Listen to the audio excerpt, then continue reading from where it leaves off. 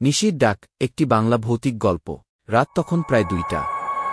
গহীন অরণ্যের মাঝে এক পুরনো কাঠের কটেজ।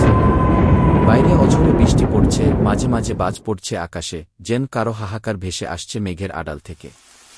তুষার নামের এক তরুণ গবেষক এসেছেন এই বনভূমিতে, লোককথা আর নিখোঁজদের রহস্য নিয়ে কাজ করছেন। এই কটেজটাই তার অস্থায়ী আশ্রয়। প্রথম দিন কিছুই ঘটেনি। দ্বিতীয় দিন রাতে ঘুমাতে যাওয়ার আগ মুহূর্তে তিনি শুনলেন একটি নারীর গলা, ক্ষীণ আর আকুল, যেন কারো নাম ধরে ডাকে। তুষার, উই! তিনি ভাবলেন হয়তো বাতাসে গাছের শব্দ কিংবা কণ্ঠ। কিন্তু ডাকটা পরদিনও এল, আরও স্পষ্ট, আরও কাছে। তৃতীয় দিন মাঝরাতে দরজায় ঠকঠক আওয়াজ।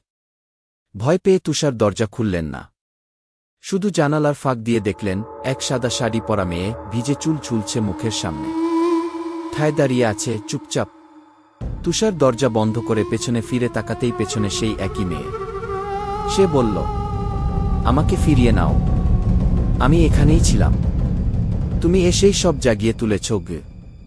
তুষার চিৎকার করতে গেলেন, কিন্তু গলা দিয়ে আওয়াজ বের হল না।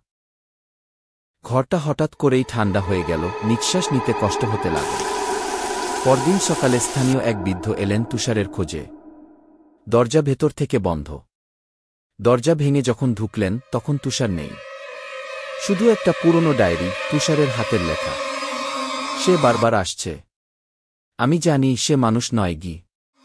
শেষ রাতে যদি আমি না থাকি, জানবে আমি তাকে মুক্তি দিতে পেরেছি, অথবা হারিয়ে গেছি তার মাঝে গি। বৃদ্ধ বললেন, এই কটেজে ২৫ বছর আগে একটা মেয়ে নিখোঁজ হয়েছিল। এখনো লোকেরা রাতে তার কান্না শুনতে পায় গি। এখনো মাঝরাতে কেউ কেউ শুনতে পান। তুষার, ফিরে এসো।